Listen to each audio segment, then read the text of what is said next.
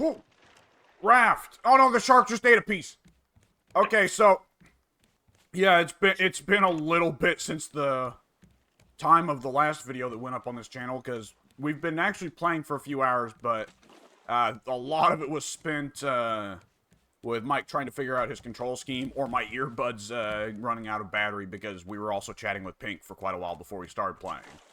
Yeah, we had some technical issues, more so on my side, well, really exclusively on my side. What happened was first you died. Well, we both died. We spawned in dead because we Oh were fucking yeah. around too much, and then we after we finished our first session of Raft, well, I celebrated by being like, yeah, fuck it, I'm gonna have fun and just jump in the water and see how long it takes to drown. Wee! You followed me because who can resist drowning? And we didn't realize that the game saves when you're dead, so the game recorded that we were both dead. So when we started up today, we both spawned in dead. I somehow spawned out of the raft, I guess, whereas you spawned in dead. I spawned on close to death, so I spent my waking up from near death moments trying to get my controls working in such a way that I was able to save you, and I barely was able to do that in time. And then I died myself, and then upon resurrection spent the rest of my time trying to figure out what my controls were, because this game does not support gamepads. I need to use the Steam layout, and it was fucked up. It was not, all my buttons were fucked. That's the easiest way to say it. Your shit's all fucked up, and you talk stupid, and... And I talk stupid? Yeah, it's idiocracy. Oh, okay. Well, actually, he doesn't say stupid. He says a certain word that starts with R that I won't say because it'll make Ah, YouTube mad. yeah. He talks in a way that's mentally challenged. Because, like, so the gimmick of the movie is that a man in present day who was thought of as pretty mediocre, if not relatively on the stupid side, played by Luke Wilson, gets selected for a cryogenics experiment. And so they freeze him, and eventually he's forgotten about in a military warehouse. 500 years later, in a big garbage landslide, knocks his cryogenics chamber loose, and he wakes up to find that everybody has turned stupid. Because Oh, okay. for decade after decade, century after century, stupid people have fucked like madmen and raised stupid kids, while smart people have tried to be very careful with how they raise their kids, and as a result have produced much less children. So Luke Wilson walks around and finds that everybody in the world is now incredibly stupid. And that's the plot of the Ah, movie, right? I see. Okay. Well, when they figure out, like, when he walks in, the cops pull him over for doing some, like, mundane thing, but the cops are all idiots now, right? So they're just completely random crimes. And they take him in to get a psych check, because they're like, well, this guy, there's something about this guy ain't right. The psychologist takes a look at him for a little bit and puts him through some very silly tests. Like, have you ever seen the gif where Luke Wilson is sitting at a table with a set of headphones on for what looks like a test, but he looks to the right and to the left, and they're doing the square peg, square hole, triangle peg, triangle hole test, I and the actually am other not guy, familiar with that GIF. I'm and sorry. Go on. the two grown men to his left and right are both failing it. One guy is trying as hard as he can to stuff the square peg into the triangle hole. The and the other guy has managed to jam the square peg into the circle hole. He just forced it in. And on top of that, the guy on the left, when he looks at him, the guy looks back at him with a little bit of a scowl, like, what the fuck are you looking at? Then when he looks at the guy on the right, still trying to jam another peg into a hole, he then puts his arm over the blocks like he's trying to stop him from cheating on a test. Right. But after all the tests, like, where he shows, like, he also has an English exam where he is aware of what words actually mean and he doesn't just speak in stupid lingo. He gets to the end, and the psychologist comes in, and the psychologist, I believe, is more or less naked except for underwear and a lab coat. And it's like a Party City lab coat, too, right? Like a Halloween costume lab coat. Okay. And he comes in with a clipboard, and he says, all right, what I'm saying, the papers say, is your shit's all fucked up, and you talk all R-word, and you look like a F-word for a gay man. And Luke Wilson, it's part of what's amazing of the movie is Luke Wilson, like I said, is supposed to be a mediocre, kind of dumb guy by modern standards, but he is just looking around in wonderment like, what the hell happened? That sounds pretty great. Like, earlier I was saying The Wire's right up your alley. Idiocracy is also very up your alley. A lot of people have said that. Again, it's just one that I never happened to get around to. Probably because one of the Wilsons is in it. I guess occasionally they can be in something good. I'm Well, not a they're fan of often in Owen good Wilson, but Luke things. Wilson's pretty good in that. Luke does a very good job in that movie of just being the straight man, of like having good facial reactions to "Are you fucking serious?" Yeah, I can picture that actually. Yeah, I can totally picture that. The movie's also famous for Terry Crews' bit part as the president. Is that supposed to illustrate that he also is very stupid? The standards are so low that he can be president. Is that what's going on there? The gimmick is that he's elected president not because he's got any good ideas, but just because he's cool. And it's not Terry. It's not like actually Terry Crews, because it's supposed to be 500 years in the future. So real life Terry Crews would of course be dead by that point. But the idea is like he plays this president, and do you know what his character's name is as the president of the United States? I could not guess. Hector Elizondo Mountain Dew Camacho. Mountain Dew paid him to add their name to his name. Oh, okay. And what they say is he was a pro wrestler at first, then he became a porn star, and then he ran for president. Nice. So as you can imagine, when Trump ran, there were more than a few jokes. Yeah, I would imagine so. Sure. Big fish on the grill. You want to eat it? I threw it on there just to kind of free up some space and also have some food for us. I think there's like 3 servings of it. I guess you can't split them though. I was gonna say if you, let's just answer the question. If you need it, you go ahead. I don't need food right now. I do need food a little bit. However, Yeah, you go ahead. my inventory is full, so I simply dispensed a catfish on the ground. A boxed catfish. Yeah. Just Yeah, we cram definitely it need in there. Dude, there is a crafting station you can build in Conan Exiles that is the fluid press, which is pretty well a barrel and then like a hydraulic press with a corkscrew above it, though it's medieval equivalent, so it's not like super impressive tech. But nonetheless, there are any variety of things you can stuff in there to get useful stuff back, but a lot of them just feel insane to do it. You can get a large fish in Conan and stuff it in the fluid press to get oil, right? But like, it's so bizarre to imagine your like character who, lots of people are gonna be making Conan style characters, a big heroic manly barbarian. Oh or yeah, sure. Or Red Sonja style characters of like muscular tall chick with huge boobs. Yeah. And you're just imagining them stuffing a fucking big ass fish into this fluid press and then squishing it. Do you see the animation of them doing it? Like, No, do you as the no, players? Oh, that's a bummer. I'd like to see that no. actual animation. You can eventually, once you get the thrall system going, you can put thralls on a crafting station and they'll start working it, but you can't do it yourself as the player. Ah, bummer. But like, it's like that game allows you to do some stupid things, especially in light of the fact that most players are going to be trying to make Conan, right? Oh yeah, for sure, for sure. Man. That's again. I'll say it again. The more I hear about this game, the better it sounds, and that is another example. I can picture that just being just a total joy. Just grinding fish and getting oil and just putting this like you said, just this big heroic meat man. Just fuck it with the. I mean, when your character just now, you was running around with that fish before you stashed it or did something with it. I saw you carrying it from the grill, and it was as big as a skateboard. Yeah, it's It a literally big fucking was. fish. Yeah. And I ate it, and it only filled up half my hunger. Oh, geez. Well, from almost empty. Oh wait, hang on, I do have one bite left. Okay, Oh, okay. that's almost a full hunger bar. That's a lot. That's another thing. Like, not to just keep on going about Conan, though it is been No, the it's game fine. Sounds great.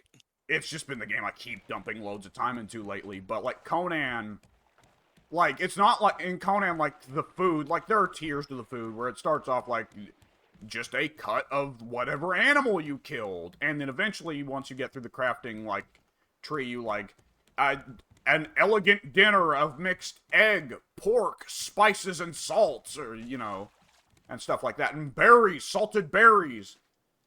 But the difference is not how much it fills the hunger bar. Like, they're both very filling. The difference is, like, once you get to the higher end cooking stuff, like, they start to improve your stats, right? You start to hit a little bit harder, run a little bit faster, or more importantly, you can deal with hot or cold climates a little bit better. Okay, that's all cool. So that's one thing I think is really neat, because, like, it's a little bit doofy here in, like, I didn't mention it, but earlier what I was doing when we were playing this, I was honestly, like, just cramming potatoes down. And I was just sitting there like, I just ate 10 potatoes, and it has filled my health bar up like maybe 10%. You're talking about Conan, right? No, here in Raft. In Just Conan, now? Philip. Yeah. Were the potatoes raw?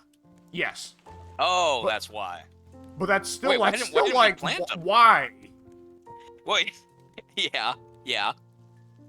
I mean, that's a little bit ridiculous. I understand they're raw, but I mean, come on. They're a big giant potato. Well, to be fair, if we're wanting realism, they'd probably give you, like, worms or some shit. If you Yeah. ate a bunch of raw potatoes. Oh, I saw you again with the surfboard fish. The giant-ass skateboard, rather. Yeah, there you go. I took 2 bites out of him, but he's still full. Okay. Well, no, excuse me. I took 2 bites out of him, and he has a single bite left. But presumably, the model has not changed. Oh, yeah, I would assume not. It would kind of interesting if they had it with, like, a giant cartoon, like, bite, like, chomp mark coming out of it. But yeah, more work than is necessary, I suppose. Yeah.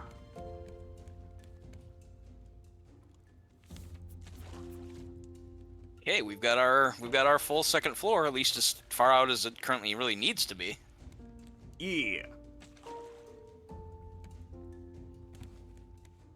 So now we have all the space to put whatever the hell else we want to up there.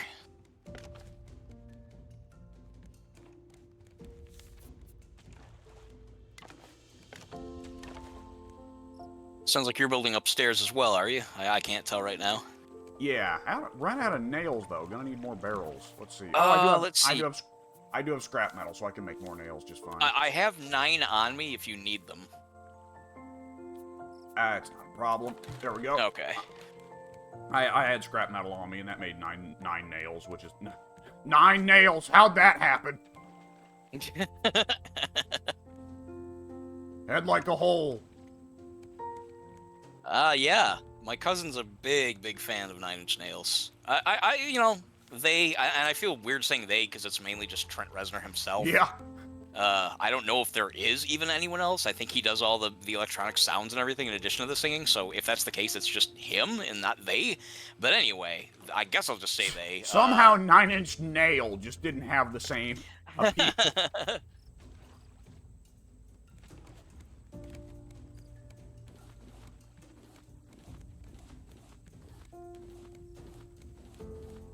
Oh, I didn't know that you can choose to either build a sconce or have it hanging from the ceiling. I didn't know you had the option of one or the other. Ooh, very bright. Nice. All right.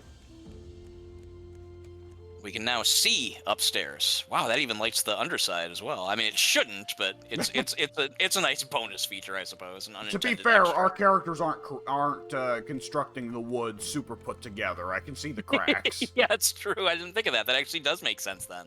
Not as shadowed as it realistically would be, but it does make sense that it would be still be glowing underneath. I have a hinge. What was it that I wanted to make with hinges? I'm trying to think what you could build a hinge with. A door, maybe? A door, definitely. Oh, we can make shears. Not necessarily yet until we get sheep, but we will want to make them sooner or later. So if you want to make some now, it doesn't matter. You'll just have to stick them somewhere. We don't have a whole lot of space, but could be worse. Ooh, bigger storage. We definitely need that. Okay, yeah, I just need 2 more scrap and I can do that. Excellent. So let's grab a barrel. Let's see. Hey, that barrel had 1 scrap. I just need 1 more. Let's see if we can find another barrel. Perfect. Hmm. You said, it sounds like that was kind of a discouraged Did you miss a barrel out there? No, I was going, because I was thinking about whether or not, what time the video's at. But no, there's still another 10 minutes before I should go ahead and cut it. I see. I did miss a barrel, though. I happened to notice it because the shark was coming over and eating our asses. Oh, goddamn stone. Get out of here. Fucking stone. Actually, you have a bunch of options when you put up a light. You can either, with the same material, you make a lantern, and with that lantern, depending on whether you... Oh, go ahead. Well, I picked up a barrel. I don't know what it had in it besides scrap metal, because I just puked it all out into the ocean. I scooped it up. But nonetheless, we now have storage. Excellent. Bigger storage. Let's see, where do you want it? What do you think about maybe putting some storage down here along the walls or something? Maybe like, say for example, over here, like against this thing, or or against the longer walls here. Either way, because we probably won't need this underside space for too much. Excellent. Oh, that is much better storage. Oop. Oh God, and that's just one. We can have a bunch of these. Let's see. I might be able to make one. Can you eventually get food and water that's filling for longer amounts of time? Because like it's honestly like you look away from your thirst bar and you look back and like it's now gone, right? I'm not. That's the second time you've said that about the water. I don't know if maybe maybe you are just eating too frequently or something. I don't know. Like I haven't had a drink in probably at least like 5 minutes, and I've got about half. I'm still doing okay. Although ideally, yes, we will eventually be able to make like fish stew and stuff like that. It's more complicated to make, but it fills you better. Fills you more greatly. Okay. With the thirst as well, I believe, in addition to the hunger. Yes. Okay, I see. Oh, I also need to build a hinge, or make a hinge. Okay, so these are a little bit more complicated. Oh, no, I need a metal ingot for a hinge? Shit. Well, then I can't build storage yet. If you got a metal ore... Oh! Shit. I do not, unfortunately. Are there some kind of like... Okay, yeah, half walls. That's... Yeah, half walls is... Go ahead. I'm putting half walls around the stairs so that we don't fall backwards like I just did. Oh. I am making us now OSHA compliant. We're gonna eventually run across an island that's got them on it, and they're gonna want to check us out. Yeah, that's one of the boss fights you gotta clear. It even plays like the Final Fantasy boss fight music. That would be great. Like, I'm imagining, like, the Final Fantasy VII music, right? Da da da da da da da da da da da da. The way you sang it, I can't say I know that tune, but I probably do, and I'm just not interpreting it correctly from your notes. Well, we've got similar issues of, like, I'm not a musician, and you haven't played FF7 in several decades, presumably, so... Oh, God, it's been... Ooh. I blazed through it hardcore when I first got it, Natch, and then I think I played it through once more, which would have been about... It would have been before the year 2000. Yeah, so yeah, 99? several decades. Yeah, it's been a while.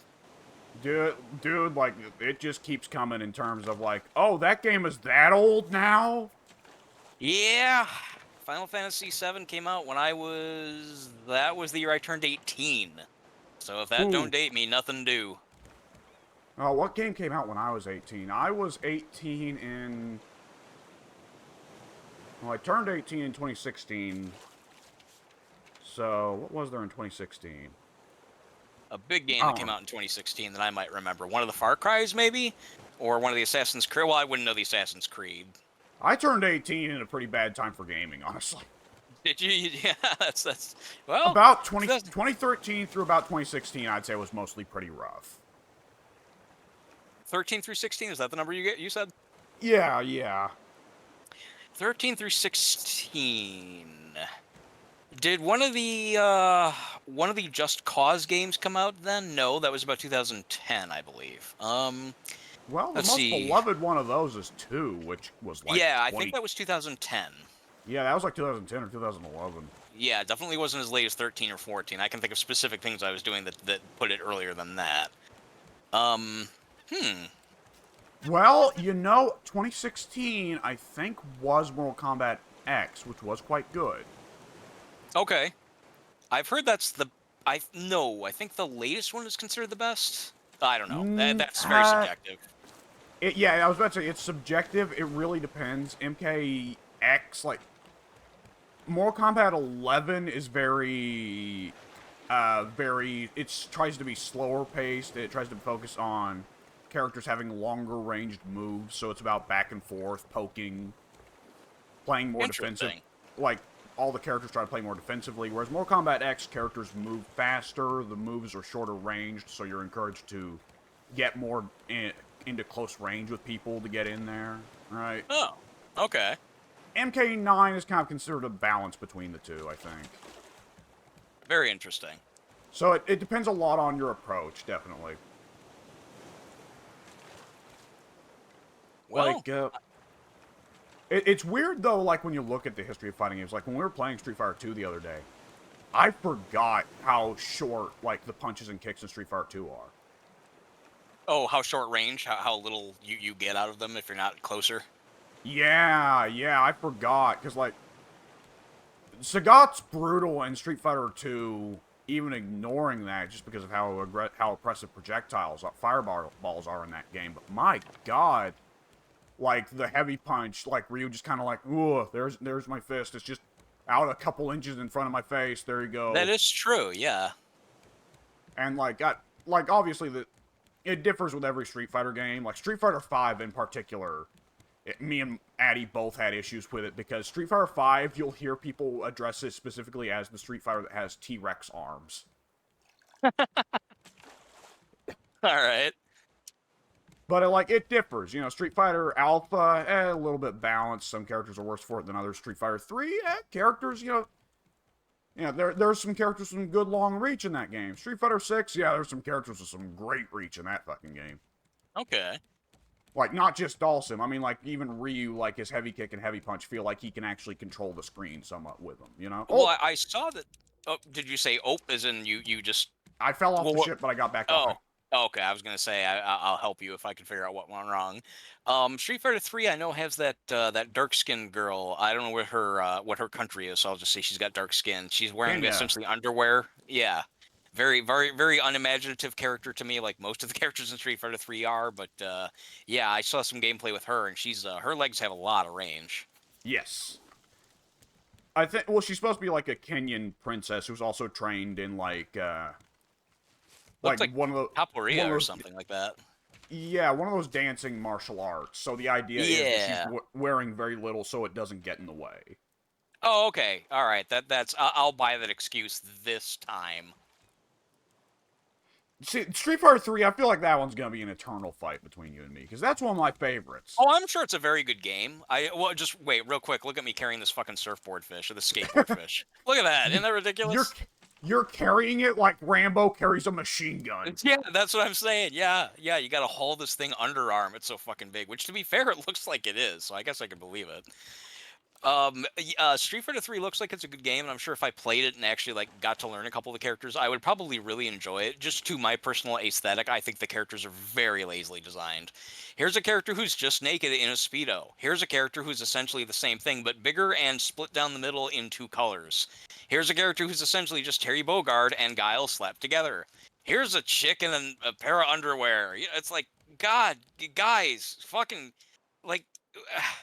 I don't know. Part of it also is just the fact that, to me, like, one of the things that made Street Fighter 2 really unique in arcades when it first came out, because yes, I was playing it when it first came out in arcades, because again, let's make sure everyone knows how old I am.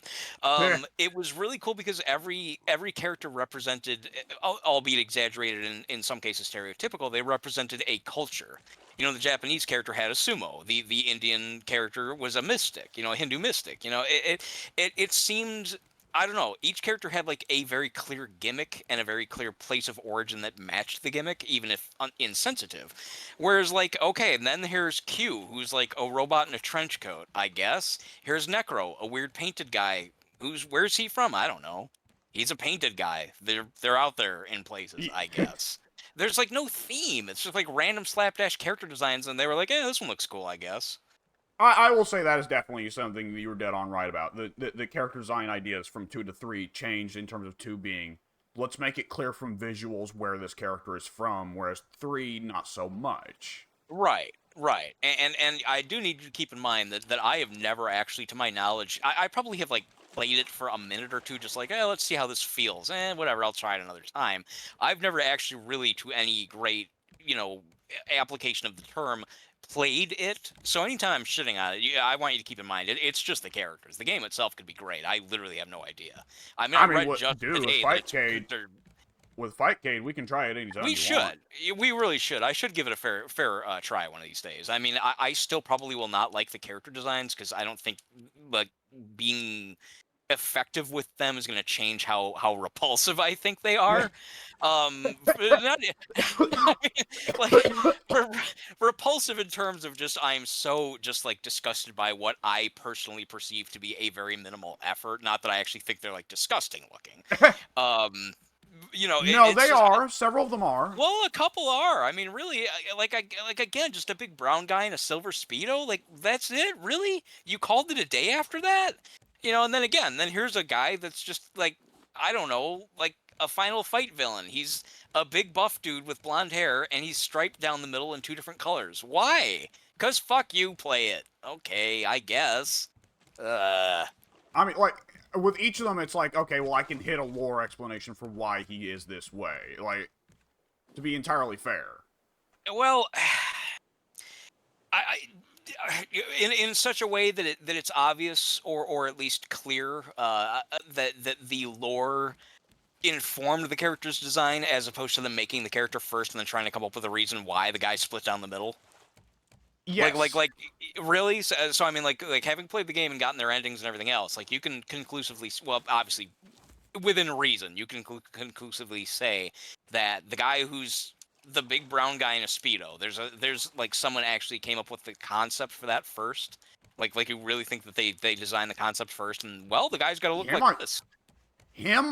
okay, so the one that is split down the middle, his whole gimmick is he's, of course, the final boss of that game. He's the new Bison. Okay, that does give him a slight edge because bosses are always kind of wacky and overdone. Yeah, well, Bison doesn't appeal. Bison does not match any country unless you're counting Nazi fucking Germany. I mean, he But sure don't look like Thailand or wherever he's. I think he's supposed to be from there, isn't he? they change it every game. Like, They really do, don't they? most games, he is just billed from Shadaloo, I believe. Yeah, at which they also change the spelling of that every time I try one of the games, so I don't even know where that's supposedly supposed to be. That one, So, I believe, stuck where it was Shadowlaw at first, and it has been yes, it was. Shadaloo ever since. Okay, I do remember the Shadow Law. Maybe that was just a translation issue. Who knows? Yeah, I don't know the story behind that one, but like Yeah. Mr. Two Colors, he Sorry, just really quickly. I went to go scare away that bird, and I saw you literally just like pounce on it from above. Like, did you literally just jump on it, stomp on it from upstairs? not from upstairs, but I did jump over the storage. Oh, that's what it was. Okay, yeah, I just saw you coming in, and you just like stomped it fucking in the head, and that was just a very funny image. but but go on. But yeah, Gil, his whole gimmick is he has been experimenting with like fucking with people's DNA to give them powers. He believes that through his experiments on people, he will ascend humanity and make them like gods, and make them better. And he believes that he has already made himself God by endowing himself with the creational power, powers of It's all right. creation of fire and ice. Oh, okay. All right. And it is because he believes he is a god that when his intro pose is he comes in this like divine robe, but then he uses his fire powers to burn his robe off, and underneath he's just wearing a little speedo because it's like Greek gods, right? Greek gods were always naked in so many of the statues, but Capcom True. can't get away with making Gil naked because censorship. Okay, that's fair. Yeah, that I'm sitting here thinking, well, I'll listen to you and accept if you come up with an example that a storyline that makes sense. I can't really see how one would that would not feel contrived. But yeah, like if you're designing the character and that's your concept, I can see how going with that particular image would be acceptable. I'll go with that. That's fine. I have a better appreciation for that character's design now. And with Urian, who is the same similar sprite but with short white hair and just unified brown skin, his gimmick is, well, for one thing, the design gimmick, the reason they made him to begin with was because people say, I want playable Gil. But Gil's whole gimmick as a boss was they wanted to show off that the sprites can flip now. Because part of the gimmick of Street Fighter 3 was we've implemented tech so that, let's say, Street Fighter 2, famously, Sagat's eye patch changes which side he's on. It's Right. on depending on which side he's facing, right? That it does. So they wanted to build a boss character that would show this tech off. So Gil has one side that's fire and one side that's ice, and depending on which side of him you're on, he will either hit you with fire attacks or ice attacks, right? Oh, that's strictly decided by which side of the screen he's on, which direction he's facing? Yes. Oh, interesting. Okay. I want to say that the gameplay difference is fire attacks do more damage, but ice attacks do more stun, but I could be wrong about that. I'm not for certain. All right. So it's a tactical choice of do you want Gil to hurt you more or stun you more? Okay, But fair enough. But when people demanded we want playable Gil, because hey, you made Bison playable back in the day, why can't we have playable Gil? Capcom was like, well, we can't really have a playable character who has different strengths depending on what side he's on. It's a little bit strange. Yeah, that would be difficult to balance. So they had it turn out that Gil has his second in command is also his brother, Urian, which is a mistranslation of Julian, by the way. That's quite a mistranslation, I'd say. Holy shit. Yeah, President name him like Drongo. Yeah, and it stuck. That's the funny thing. It stuck. He's still called Urian now. Did they ever properly translate it in future games? Like do we know what he was supposed like when you said Julian? Is there a game where he is in fact displayed as Julian, but everyone just ignores it? Well, like when you look at the Japanese language and how Japanese language interprets certain English names and phrases, he's clearly supposed to be Julian, but somebody just went with the most literal translation and most direct translation of, well, they call him Urian in Japan. They aren't doing that on accident, right? Gotcha. When in fact, yes, they are. Well, it's kind of part of the nature of the Japanese language and how it interprets certain letters. But yes, they are calling him Urian because, sometimes R's turn to L's and vice versa over there. And oh yeah, sometimes the J is silent over there. So they took the English name Julian, but over there, if you go over there as a person named Julian, they're going to call you Urian because that's just the way they interpret that name. That's how it goes. Either which way, long story short, the idea was, okay, Gil has a brother who's weaker, named Urian, who is kind of the second in command and handles all the front businesses and stuff because, Gil walking in with half red, half blue skin, long flowing gold hair, talking about how much of a god he is, that doesn't look too good for the front businesses. Yeah, it's. I mean, now to be fair, I was going to go into a mini tangent about, well, it's kind of silly that the guy is apparently a self-ascribed god, but yet he has to have a front business. It's like, why can't he just take over the world, by killing the president? Science. Blah, blah, blah. Well, I mean, that plus, to be totally fair, we're talking about a fucking Street Fighter video game. I really shouldn't be drawing straws at this point. There are times in some of the Street Fighter games where they try to talk about what front businesses Shadaloo runs, and it's always goofy. I didn't know they even ever bothered to address it. I just figured it was like, generic drugs of some kind. Shut up. Yeah. But, yeah, Urian's whole gimmick is where Gil has the powers of fire and ice, Urian has the powers of earth and lightning. Okay. So, yeah, he doesn't have the whole side-switching mechanic thing. He has one unified look. And he looks brown, so he's still got earth and lightning powers that have darkened his skin, but he can still pass for a regular human a lot easier than Gil can. You get the idea. I do, but what's their explanation for having it in the Speedo? Because we are talking about that guy, right? The brown skin in the Speedo. Well, part of Urian's whole thing is he is the second in command to Gil, but and he's so he's got to be naked. Gil just makes him. Yes. If you want to be my underling, you have to be mostly nude. Oh, brother.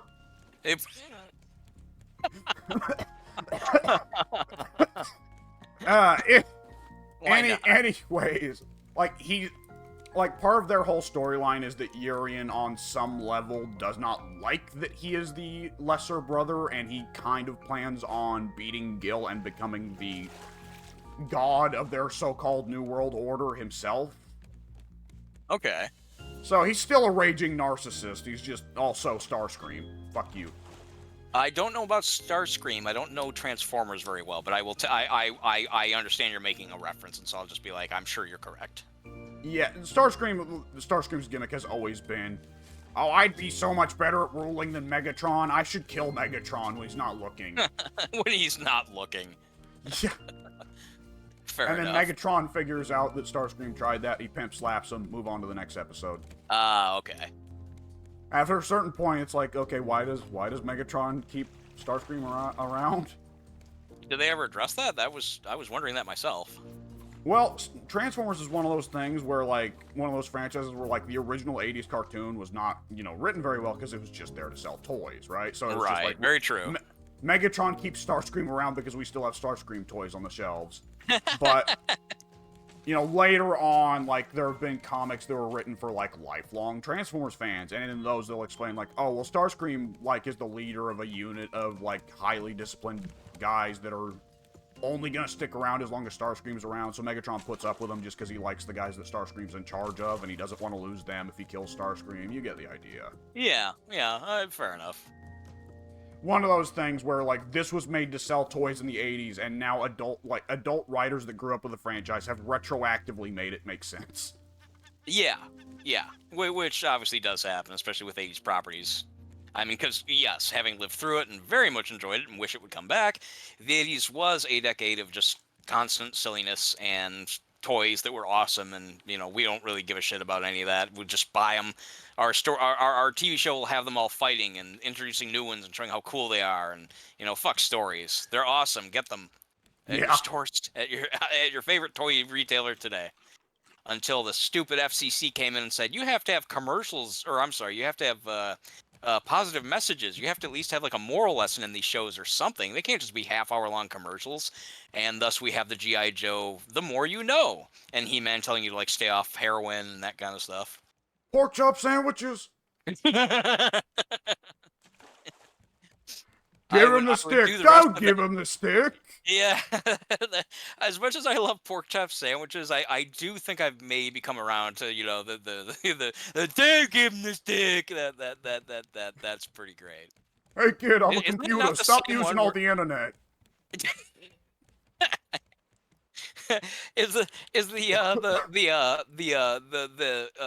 I don't know the character, the fucking, what's the word I'm looking for? The Lord of the Rings, where it was filmed, what's the country? I can't New think of it. Zealand. Australia. Yeah, or New Zealand, actually, more specifically. You are actually correct. Yeah, but what I'm looking for, my mistake. What I was looking for is Australian. The Australian G.I. Joe guy who goes on about the stick. Is that not also the one where he's saying something to the kids, and he's like, don't you fucking look at me? Yeah, don't you fucking look at me when I'm talking to you. The kids just abruptly turn like, oh god, this guy's for real. Yeah. We gotta watch out. This motherfucker's gonna pop a cap in our asses. Really fucking will. Yeah, that one's pretty great. Although again, yeah, pork chop sandwiches I think is the classic. Whether we personally feel that way or not, I think that's like the pop culture. The highlight, I guess, of that particular series. I would do the rest of the bit, but it would involve me A, yelling, and B, using some. I think he calls the kids names. I know he calls them like a fucking idiot and stuff like that. He does, but I don't think it's anything offensive. I kind of think you're right. I don't think he calls them the R word or anything. The kid's just acting like one. Now that I think about it, yeah, he's acting like a very bad R word stereotype, going.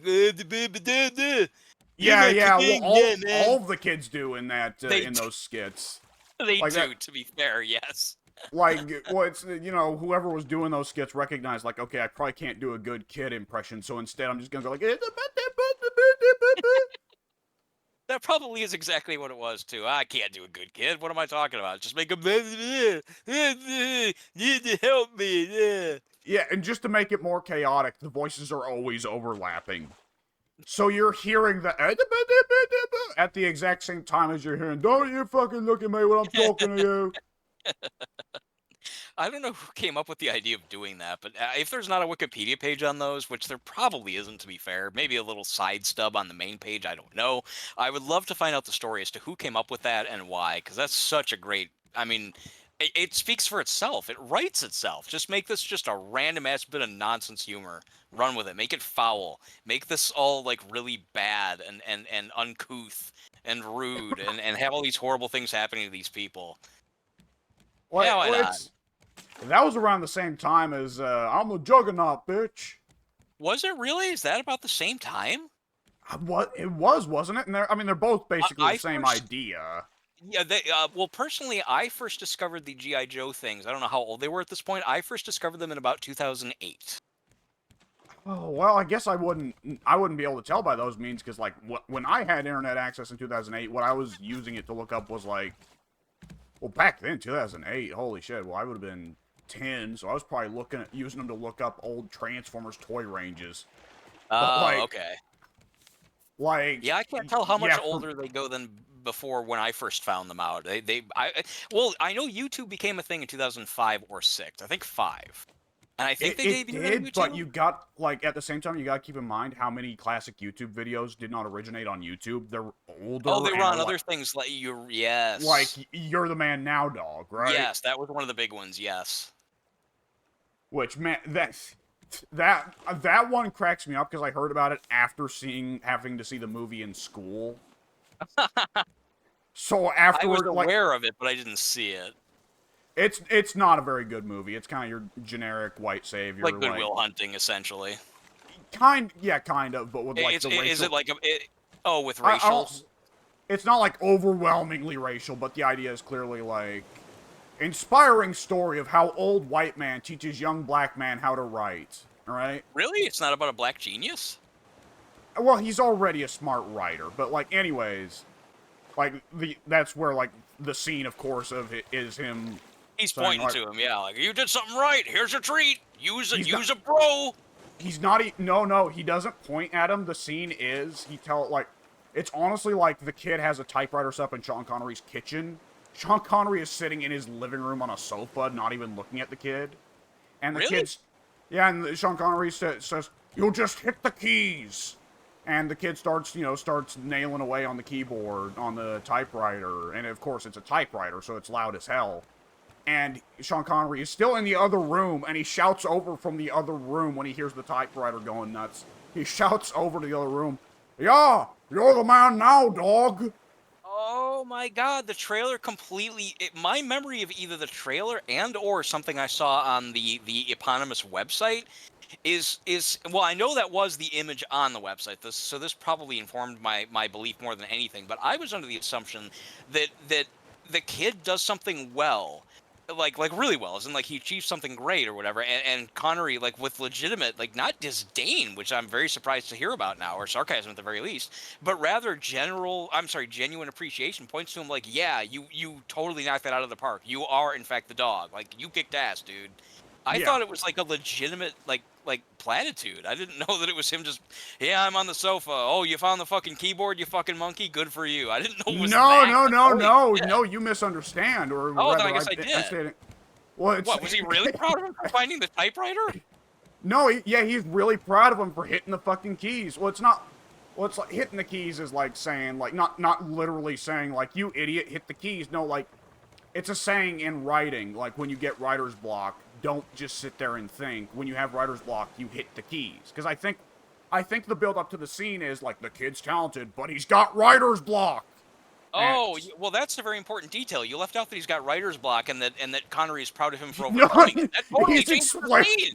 scene. I can see I where literally having. thought, yeah, right. Without that detail, you painted the picture of Sean Connery sitting, not even being bothered enough to get up off his ass to leave the sofa and see what the kid's doing. There's a typewriter in the other fucking room. Go get it, loser. And he goes and No. gets it and starts tapping a couple keys. Yeah, you're really kicking ass, dude. You're so good. That's what I thought was going on. Yeah, you're the man now, No. dog. Idiot. No, yeah, I can see that where That's that a mistake was. super important detail you That's left a out. very that's a very different movie. was super stoked for it when you said that. I was like, wow, he's an asshole. That makes it sound No, funny. I gotta no, check the this movie out. you're thinking of where that would happen would be goddamn Gran Torino. Yeah, you piece of shit. Good for you, loser, idiot, fucker. Good Like, okay, lord. have you seen Gran Torino? I know of it. I'm like, I know the general. It's a racist guy, and there's like a minority of some kind encounters him, and they have like a begrudging respect for each other, or some kind of something along those Yeah, lines. like, well, the idea of the movie That one I initially actually, was. believe it or not, I actually intend to see that one at some point, even though it's like 12 years old now, or 14 or 20. So avoid ending spoilers if you can. Yeah, yeah, I won't give you any actual spoilers. I'll just say, like, the plan for that movie originally was he starts off crotchety and very vulgar and saying very offensive things, but, like, as the movie goes on, he gets gentler and just generally kinder. But the trouble Wait, is, are it's you talking Clint. about the not Finding Forrester? Oh No, yeah, no, goddamn. Gran no. Torino, Okay. yeah, look, this is a problem for me. I state my thoughts without actually explaining how I reach them. But No, that's anyways, okay. I got my own grammatical things I do too. It's all right. in Gran Torino, the plan initially was that at the start of the movie, he's very vulgar and very offensive and says very mean-spirited things to the kids. The kid, well, it's two kids, No, but I know, just I one of. know what you mean. And, like, as the movie goes on, he gets kinder and gentler and yada, yada, yada. But I believe the issue was it's Clint fucking Eastwood, right? And it's an old Clint Eastwood. So Right. the vulgar, offensive stuff he says to the kids is really entertaining. So someone, I don't know who it was, I don't know if it was a producer or somebody made the call of, no, he's just gonna be like that for the rest of the movie, even once he grows to like the kid. He's still gonna just like casually call the kid, homophobic slurs and racial slurs. Fair enough. Which I remember was such an awkward thing, like, because what it was I had a film literacy class in high school. I've mentioned this to you guys a few times, where Yeah. it more or less consisted of us. We just sit down and watch movies. Yes. And one of the classes we turned on Gran Torino, and I raised my hand and said, "Hey, I've seen this movie before. I really loved it." And of course, the whole movie, Clint Eastwood is going nuts with the racial slurs and homophobic slurs. And if you grew up with the people that I have, which is to say you and my dad, both of whom have had derived quite a bit of enjoyment from saying offensive things for the sake of saying offensive things, but don't mean anything behind it, then Gran Torino can be a great movie because I more or less interpret Clint Eastwood in that movie the same way I've interpreted you and my dad in that way. I see. But in the class, I remember that teacher, like, I got along really well with that teacher, and at a few points, like, no, actually, that was later on. But, like, I got along really well with that teacher. And she, like, I mean, I was a little bit of a teacher's pet, always have been. So there was kind of an understanding of respect there. But I remember when the Okay. movie got to some of those parts, the teacher kind of looked at me with, like, either a look of concern or a look of, like, I expected better of you. I remember after class pulling her aside and going, like, hey, there was different plans when that movie started. I I like that she liked you enough to feel concerned. She felt like, oh, this kid's really like he's better than this. I need to take him aside and let him know how disappointed in I am. See, That's that's always the thing about being the kid that the teachers actually expect something out of. you're the one who has to get the sit down. Yeah. The other kids, they're allowed to fuck up, and the teacher just shakes their head and moves on. But She when knows they're I going fuck up, nowhere. yeah,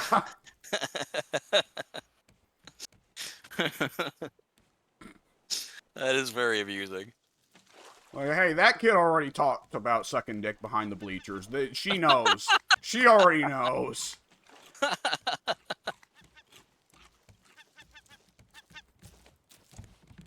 Oh, got to him about the same time again. Man. It is pretty amusing. It's funny how, like, different perspectives on high school can happen and middle schools can happen. Because, like, I know I walked away with a happier experience in high school largely because I was homeschooled throughout, freshman, sophomore, and junior years. And it was only in senior year that I actually went directly to public school. So that's a very different experience because freshman and sophomore fucking suck, right? For me, it was the opposite, but only for me. I think it's very typical to have the later years are the shitty ones. I Yeah, guess it's just that's like what I've heard anyway. those are the awkward ones where you do dumb shit because you don't know and you embarrass yourself, stuff like that, right? I guess so. Yeah, my high. It's hard for me to draw on because I went to an alternate high school, quote unquote. Very laid back. You could drink sodas in class. You were encouraged to call the teachers by their first names. It was very different than I think the typical high school experience. So I'm only aware of that from books and pop culture. Yeah, it's fine. Like it's funny then though there you can have that, but then nonetheless, like I still look back on school, and when see people talk about like, oh, the glory days back in high school. It's like, nah, I wouldn't fucking go back if you paid me.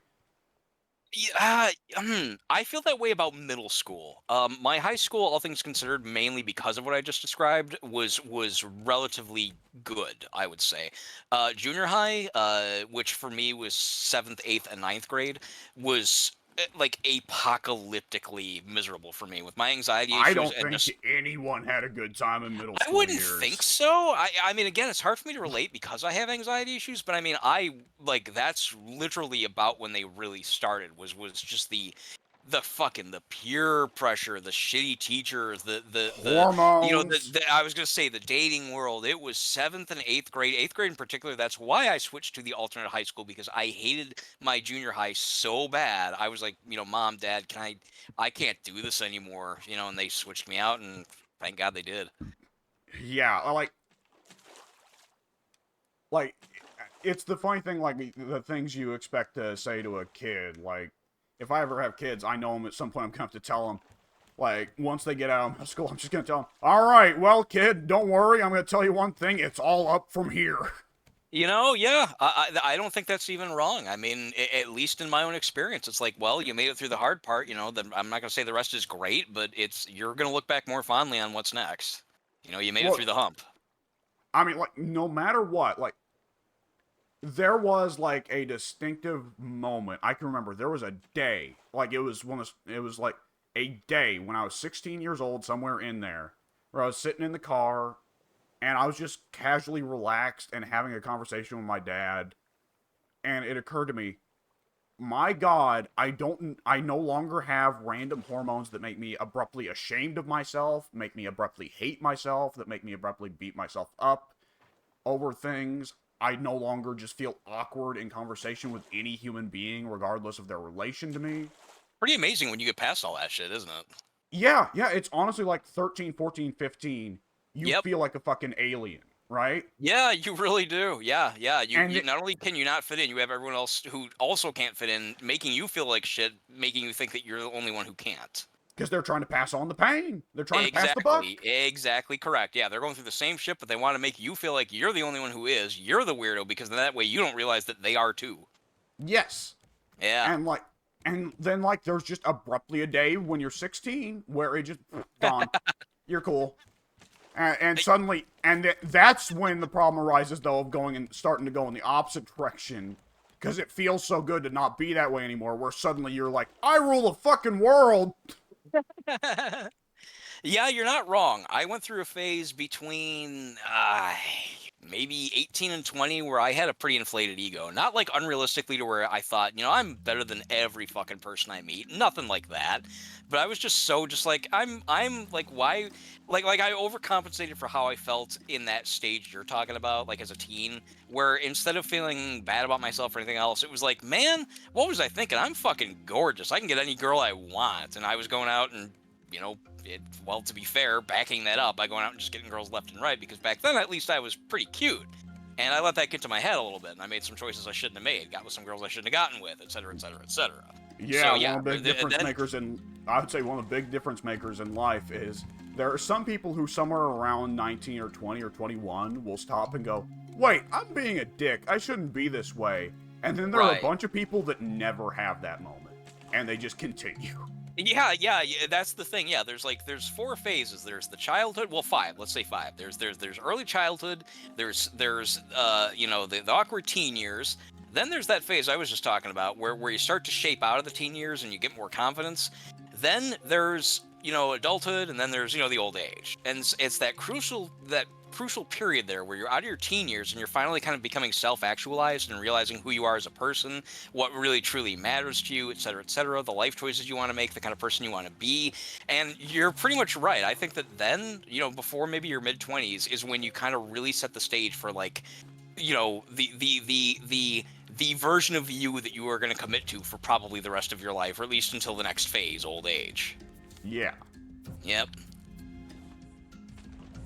Yeah, I mean, again, I was never Holy a shit, I need swaggering to cut this asshole. fucking recording. Okay, yeah, go ahead. We'll save the life lessons for the next one. Yeah, let me go ahead and cut this one.